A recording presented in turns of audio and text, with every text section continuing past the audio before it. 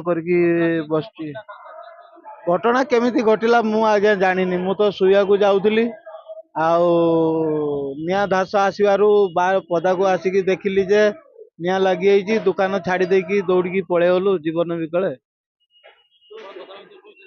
ଆଜ୍ଞା ସେଟା ମୁଁ କହିପାରିବିନି ଆଜ୍ଞା।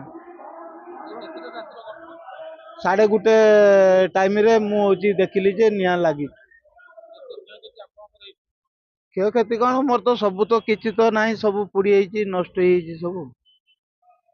ଦୋକାନ ଡକୁମେଣ୍ଟ ଆଉ ବ୍ୟାଙ୍କ ଡକୁମେଣ୍ଟ ଏରିକା ଏମିତିଆ ସବୁ ଲୁଗାପଟା ମୁଁ ଯାହା ପିନ୍ଧିଛି ସେତିକି ଅଛି, ଆଉ ସବୁ ନଷ୍ଟ ହେଇଯାଇଛି। ଆଉ ସରକାରକୁ କଣ ସାହାଯ୍ୟ କରିବି? ସରକାର ଯଦି ଟିକେ ଦୁଃଖ ବୁଝନ୍ତେ ତାହେଲେ ଉପକୃତ ହୁଅନ୍ତି। ଆଉ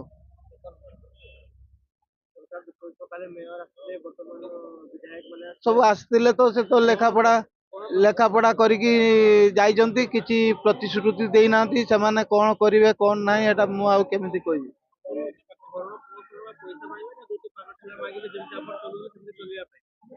ଯେମିତି ସୁବିଧା ହବ, ମତେ ଯଦି ଟିକେ କେବିନ ଭଳିଆ କରିକି ଦେବେ ତାହେଲେ ମତେ ଟିକେ ଭଲ ହବ।